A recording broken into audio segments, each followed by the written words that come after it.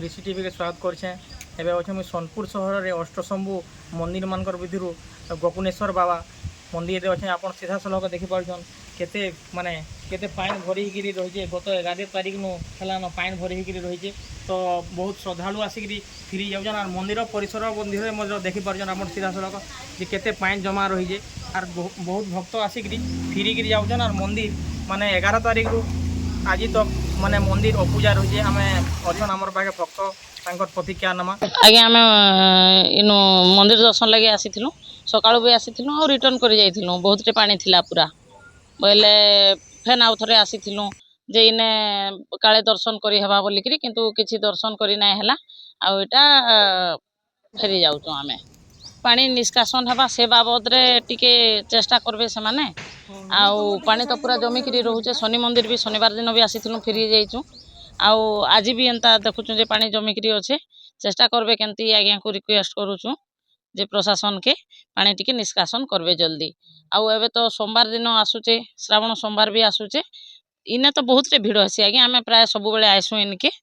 Are जदि एंता थिबा बोले तो प्रॉब्लम हेबा इटा हेथि लागि टिके रिक्वेस्ट करूचु आज्ञा को ठीक करि देबार लागि मन्ना सांत्वना प्रधान सबू सोमवार में आसी मंदिर के दर्शन करवार लगे आम परिवार सहित आसू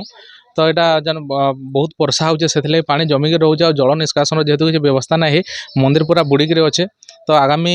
आर सप्ताह श्रावण सोमवार मान आरंभ हो आम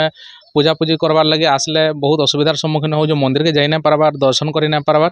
तो सेटा आसीलु आज ये देखिए टे भल ना लगला आउ तार किसी व्यवस्था हो पारे जल्दी भल होता। मोर ना सौरभ प्रधान।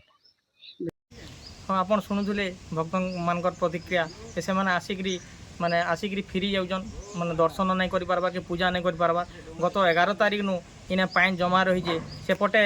माने कंस्ट्रक्शन काम चलছে से लगी पानीटा जाई नहीं पारबार मुई माने स्थानीय प्रशासन के अनुरोध करमी जे ऊपर दृष्टि देकरी तार ऊपर तुरंत पदक्षेप देकरी पानीटा ड्रेन हेले बहुत भक्त श्रद्धालु आसिक दर्शन करबे और आउ किसी दिन गला परे सोमवार आरंभ होगा तो भक्त मान इने बहुत भीड़ लगवा से लगी मुझे प्रशासन के अनुरोध करुचे जे दृष्टि देकरी तार ऊपर पानी केंती ड्रेन हेबारे से ऊपर व्यवस्था करवार लगी अनुरोध करुचे।